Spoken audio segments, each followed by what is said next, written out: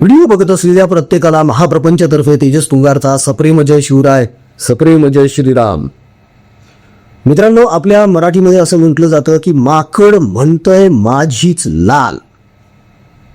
आता काय लाल हे उघडपणे सांगायला लावू नका, ते तुमच्या लक्षात आलेलंच असे. आणि असंच एक माकड आपल्या महाराष्ट्रातल्या नव्हे, सॉरी मला माफ करा, ब्रह्मांडातल्या तिन्ही त्रैलोक्यातल्या बेस्ट सीएम न पाळून ठेवले.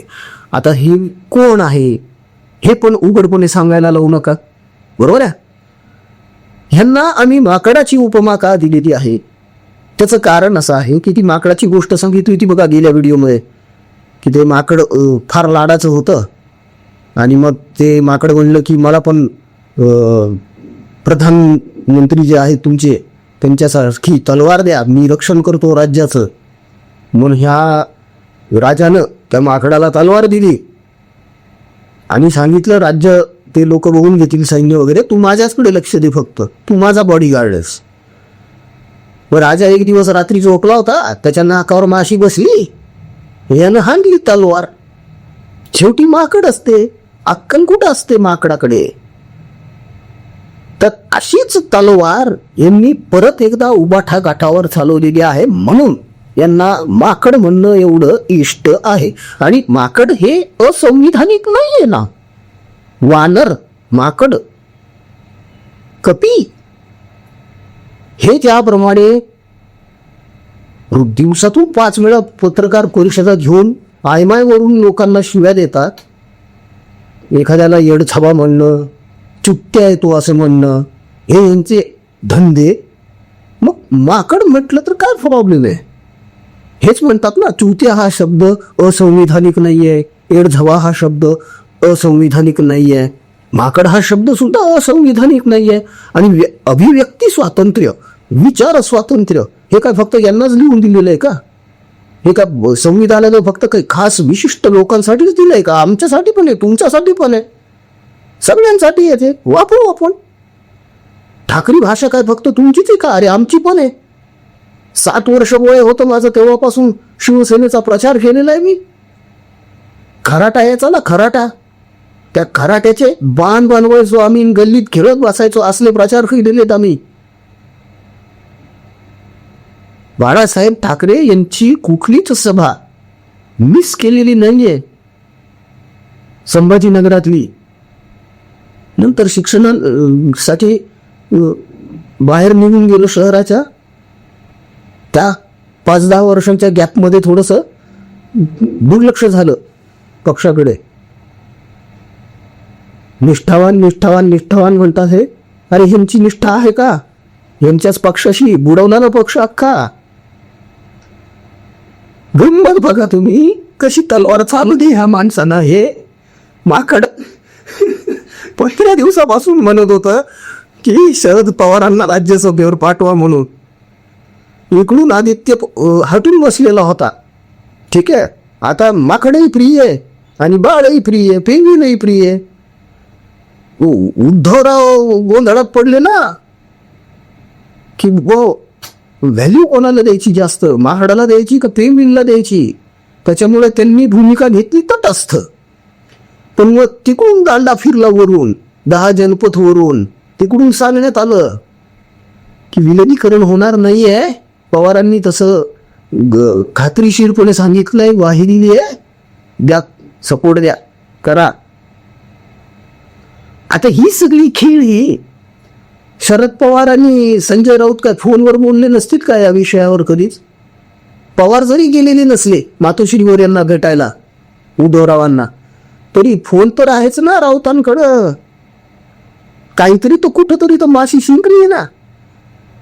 तलवार चालवली माकडानं, प्रियंका चतुर्वेदीचा पत्ता काट त्या तलवारीनं. आलं लक्षात उदाहरण? म्हणून असली माकडं पोसायची नसतात. असो, हरकत नाही, यांना हौस आहे, यांना पोसू द्या. पण हे माकड अजून पुढे जाऊन यांचं किती नुकसान करणार आहे आणि कसं नुकसान करणार आहे हे आजच्या व्हिडिओमध्ये तुम्हाला आम्ही दाखवून देणार आहोत मित्रांनो. तेव्हा आजचा व्हिडिओ अजिबात चुकवू नका. म्हणजे ह्यांच्याबद्दल बोलताना आता ना राग येत नाही, जीड येत नाही, कीव येते आणि त्याच्यामुळे आपसुकच हसू येतं चेहऱ्यावर. तर ह्या माकडानं अजून एक प्रताप केलेला आहे, म्हणजे अजून एकदा तलवार चालवलेली आहे. ती कशी चालवली आहे ते आजच्या व्हिडिओमध्ये दाखवतो तुम्हाला. पण त्याच्या अगोदर विनंती आहे की गेल्या शिवजयंतीला तसा आपण अन्नदानाचा उपक्रम राबवला, तसाच उपक्रम आपल्याला या उद्याच्या शिवजयंतीला सुद्धा राबवायचा आहे. कॅन्सरग्रस्त रुग्णांची सेवा, त्यांच्या नातेवाईकांच्या जेवणाचं व्यवस्था, शेतकऱ्यांसाठी अन्नधान्य देणं, त्यांच्यासाठी अन्नाचं किट नेऊन देणं शिवजयंतीला, आणि विद्यार्थ्यांचं शिक्षण हे पण महत्त्वाचंच आहे. या कर्मामध्ये आपण आपल्या मर्जीनुसार, इच्छेनुसार जे काही योगदान सहकार्य आपल्याला करता येईल ते दिल्या गेलेल्या जीपे फोनपे क्रमांकावर अवश्य करा. तुमचा एक एक रुपयासुद्धा आहे ना अनेकांसाठी लाख मोलाचा ठरतो. त्याच्यामुळे मन मोठं करा मित्रांनो, शेवटी आपलं कर्मच आपल्यासोबत येणार आहे. सहकार्य अपेक्षित आहे. चला विषय सुरू करूया. तर ह्यांनी पहिली तलवार चालवली आणि 40 आमदार कचकन कापले गेले म्हणजे शिंदेकडे निघून गेले, म्हणजे ह्यांच्यापासून तुटले.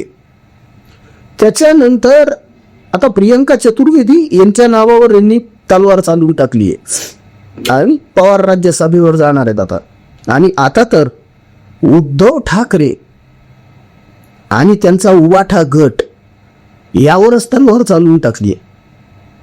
कशी तो एक व्हिडिओ दाखवतो तुम्हाला छोटासा, तो बघून घ्या या भोंग्याचा. त्याच्यावर लक्षपूर्वक एक एक शब्द लक्ष देऊन ऐका, म्हणजे तुम्हाला कळेल की कशी तलवार चालली आहे आणि लवकरच कुठून लागणार आहे गटाला यांच्या. बघून घ्या. काँग्रेस हा या देशातला प्रमुख विरोधी पक्ष आहे. काँग्रेसने अनेक वर्ष या देशावर राज्य केलेलं आहे. आंतरराष्ट्रीय राजकारणामध्ये अजूनही काँग्रेसला तितकंच महत्त्व आहे, कदाचित ते नरेंद्र मोदींपेक्षा जास्त असेल. आणि या युद्धासंदर्भात भारतानं भूमिका मांडणं आवश्यक आहे, हे मी मगाशी सांगितलेलं आहे. एका राष्ट्रप्रमुखाची हत्या होते इराणसारख्या देशाच्या आणि भारताकडून साधी शोकसंवेदना व्यक्त केली जात नाही. मी मगाशी सांगितलं आपल्याला की पाकिस्तानचे राष्ट्रपतींची हत्या झाली, पाकिस्तानच्या पंतप्रधानांची हत्या होते, तेव्हाही भारत शोक व्यक्त करतो आणि त्यांच्या अंत्यसंस्कारामध्ये भारत सामील होतो अनेकदा. मग इराणच्या बाबतीमध्ये असं काय आहे की इराण देशाचा आपला मित्र असताना, त्याच्या राष्ट्रपतींची हत्या झालेली असताना तुम्ही साधी शोकसंवेदना व्यक्त करायला घाबरताय. हा ऐकलं ना काय बोललेत? यांचं म्हणणं असं आहे की आंतरराष्ट्रीय स्तरावर भारतीय जनतापेक्षाही काँग्रेसचं जास्त महत्व आहे, जास्त वजन आहे, जास्त त्यांना व्हॅल्यू आहे. काँग्रेस म्हणजे कोण? राहुल गांधी. कारण आंतरराष्ट्रीय कोण फिरतं जास्त? राहुल गांधीच फिरत असतात ना. कधी चीन, कधी जर्मनी, कधी इटली, कधी अमेरिका, कधी इंग्लंड, आणि जिथे जिथे जातात तिथे तिथं हागून येतात, म्हणजेच आपल्या देशाची बदनामी करून येतात. तर त्यामुळे यांना असं वाटतं की आंतरराष्ट्रीय स्तरावर नरेंद्र मोदी, भारतीय जनता पक्ष यांच्याही पेक्षा जास्त किंमत ही राहुल गांधी आणि काँग्रेसची आहे. का बाबा? उद्धव ठाकरेंना का विसरलास? उद्धव ठाकरेंना कुठंच ठेवलं नाही त्याचं. म्हणजे उद्धव ठाकरेंची मुंबईच्या बाहेर किंमतच नाही आहे. सिद्ध झालंय. महानगरपालिकेच्या निवडणुकांच्या माध्यमातून हे सिद्ध झालंय. सपाटून मार खाल्लाय उवाठा गटानं रेस्ट ऑफ महाराष्ट्र. चंद्रपूरमध्ये सुद्धा तडजोडी कराव्या लागल्या यांना महानगरपालिका हातात घेण्यासाठी. तिथेही भाजपची साथ घ्यावी लागलेली आहे. त्यावरून राऊतांचा तडफडा झाला होता. कदाचित हाच सगळा राग जो मनामध्ये आहे तो कुठल्या ना कुठल्या प्रकारे बाहेर काढायचा म्हणून इथे अशा तलवारी चालवायला सुरुवात केलेली असेल त्यांनी कदाचित. गंमत बघा तुम्ही, जो माणूस मूर्ख आहे, जो कितना लीटर आटा मिलता है असं म्हणतो, जो म्हणतो की यहाँ जो माँ बहिने बैठी है वो दूध देती है, गुजरात मधलं भाषण त्यांचं ते, असे खूप खूप उदाहरणं आहेत असे की पांडवांच्या वेळी धर्म कोणता होता असले प्रश्न पडतात या माणसाला, आणि पांडवांच्या काळामध्ये GST नव्हता. हे विचार आहे त्यांचे. महाभारताबद्दल इतकं ज्ञान आहे यांना, आणि ह्याची किंमत जास्त कोणापेक्षा? नरेंद्र मोदीपेक्षा, भारतीय जनता पक्षापेक्षा. काय दिवे लावताय, अकलेचे तारे तोडले जात आहेत. किंमत कशाची वाटते माहितीये का? आपल्याकडचे चहा बिस्किट पत्रकार इतके मूर्ख, इतके बावळट आणि इतके बेशरम आहेत की यांना साधे प्रश्न पण विचारावे वाटत नाही. की अहो, तुम्ही राहुल गांधींचं महिमा मंडन करत आहात, त्याची स्तुती करत आहात, उद्धवराव नाराज होतील ना. आदुबाळ तो ऑलरेडी नाराज झालेला आहे. संजय काका म्हणणारा आतापर्यंत आदिबाळ आता काय म्हणतो? नाही, प्रियंका चतुर्वेदी जातील राज्यसभेवर. झाला पत्ता कट, चालले पवार साहेब. म्हणजे काहीही करून या बाप बेट्याला मातीत घालायचंच, याचा कदाचित यांनी विडाच उचललेला आहे. आता कारण आहे याच्या मागे मित्रांनो, ही एवढं लाळखुटेपणा, एवढा चाटूपणा कशामुळे चालू आहे? 2028ला खासदारकीची मुदत संपायची आहे राज्यसभेवरची, यांची बोंग्याची. पवारांकडे संख्याबळ आहे का? नाही. महाराष्ट्र प्रदेश काँग्रेसकडे आहे का? नाही. उबाठाकडे आहे का? नाही. मग जायचं कसं? मग राहुल गांधीच लागणार ना तिथे मदतीला. त्याच्यामुळं आत्ताच बुक साफ करणं चाललंय राहुल गांधींचे. त्याच्यामुळे एवढी कौतुक आहे, त्याच्यामुळे एवढी स्तुती सुरू आहे, आणि त्याच्याचमुळे नरेंद्र मोदींच्या विरोधामध्ये गरळोकळं चालू आहे. काय तर म्हणे शोक व्यक्त केला नाही म्हणे तो खोमानी मिळाला म्हणून. पण त्या खोमानीवर एक व्हिडिओ बनवलेला आहे, आम्ही बघून घ्या. राऊतांना दाखवतो व्हिडिओ खोमानींचा, राऊतांच्या संदर्भाने गेलेला आहे. पण गंमत आहे, हे गमतीशीर प्रकरण आहे boss. He full on entertainment आहे. हे राज ठाकरे म्हणतात की आता किळस यायला लागली राजकारणाची. अहो, किळस यांच्यासारख्यांमुळेच येते. काय चाललंय हे राजसाहेब? यांना वाटतंय की राहुल गांधी श्रेष्ठ आहे. अरे मग राज ठाकरे नाहीत का? उद्धव ठाकरे नाहीत का? पवार नाहीत का? महाराष्ट्रात अन्य कोणी नेते नाहीत का? चला महायुतीची सोडून द्या. एक वेळ आपण असं म्हणूया की महायुतीचे सगळे नेते नालायक आहेत,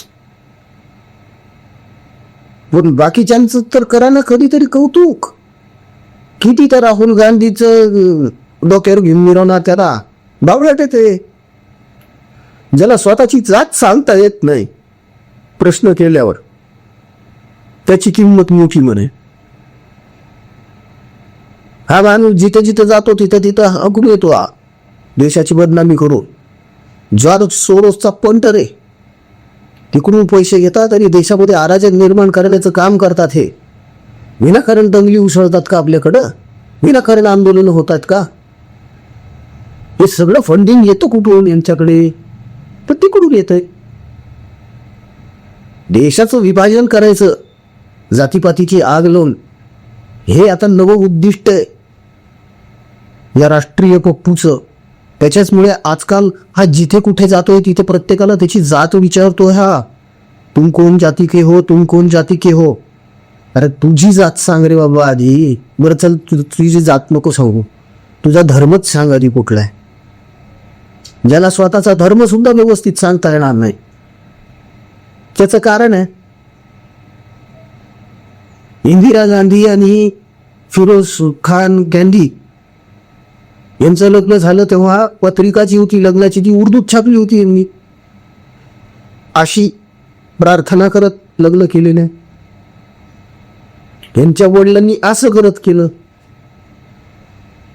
यांनी तर केलंच नाही असं म्हणतात, पण केले ते. 2 पोरं पण आहे त्याला, लंडनमध्ये असतात. केलेले, आणि अशा पोरी सोबत केलेले जिच्यासोबत हा ड्रग्ज घेताना अमेरिकेत पकडला गेला होता. राहुल गांधी पंतप्रधान अटल बिहारी वाजपेयी जर नसते ना तर आत्तापर्यंत सडत असता त्या जेलमध्ये तिथे कुठेतरी अल्काट्राजला. काय बोलतात राहुल गांधी श्रेष्ठ भारतीय जनतापेक्षा मोदींपेक्षा म्हणे. अरे ठीक आहे, लाख चुकत असतील मोदी, लाख चुकत असतील भाजपचे नेते, करत असतील थोडा भामटेपणा, पण ह्याच्यासारखा नालायकपणा नाही करत ते. असो, हरकत नाही, या माणसावर अजून काय बोलावं, शेवटी माकड असते, त्यात मद्य प्यायलेलं आहे, कारण ह्यांना तसंही गंगेडी नशेडी म्हटलंच जातं. तर अशा व्यक्तीच्या मनात काहीही येऊ शकतं, पण यातून लोकांमध्ये संभ्रम पसरू नये म्हणून असे व्हिडिओज बनवावे लागतात मित्रांनो. तेव्हा हे जे इतके रोखठोक व्हिडिओ आहेत ना सगळे, हे जास्तीत जास्त प्रमाणामध्ये शेअर करत चला. या लोकांपर्यंत पोहोचलं पाहिजे की सर्वसाधारण पत्रकार जरी तुम्हाला काही विचारत नसतील, चहा बिस्किटवाले, तरी महाराष्ट्रात असे असंख्य जण आहेत ज्यांना प्रश्न पडतात आणि ज्यांना त्यांच्या प्रश्नांची उत्तरं हवी आहेत. तेव्हा व्हिडिओ आवडला असेल लाईक करा, शेअर करा, कमेंट करा आणि चॅनलला सबस्क्राईब पण करा. जाता जाता विनंती आहे की आपण गेल्या शिवजयंतीला जसं कार्य केलं होतं आपल्या हिंदू माता बंधू भगिनींसाठी, तसंच कार्य उद्याच्या शिवजयंतीला सुद्धा आपल्याला करायचं आहे. अन्नदान, त्यासोबतच शेतकऱ्यांसाठी सामानाचं वाटप करायचं आहे, किराणा सामानाचं. जेव्हा जास्तीत जास्त प्रमाणामध्ये तुमच्या इच्छेनुसार मर्जीनुसार तुम्हाला जे योगदान देता येऊ शकतं निश्चित द्या मित्रांनो. तुमचा एक एक रुपयासुद्धा अनेकांसाठी लाख मोलाचा ठरत असतो. आत्तापर्यंत हे अनेकदा सिद्ध झालेलं आहे. जेव्हा लोकांपर्यंत मदत पोहोचते तेव्हा त्यांच्या डोळ्यामध्ये जे आनंदाश्रू असतात ना, ते भयंकर समाधान देऊन जातात. तेव्हा या सत्कर्मामध्ये नक्की सहभाग घ्या आणि योगदान द्या. जीपे फोनपे क्रमांक तुमच्याकडे आहे. तुमच्या मर्जीनुसार इच्छेनुसार तुम्हाला जे काही योगदान द्यावं वाटतं ते द्या. ट्रान्झॅक्शनचा स्क्रीनशॉट काढून व्हॉट्सअपवर टाका आणि कमेंट करायला अजिबात विसरू नका. पुन्हा भेटूया पुढच्या व्हिडिओमध्ये. जय हिंद, जय महाराष्ट्र, वंदे मातरम, जय शिवराय, जय शंभूराजे, जय भवानी, जय जगदंब, भारत माता की जय, जय श्रीराम.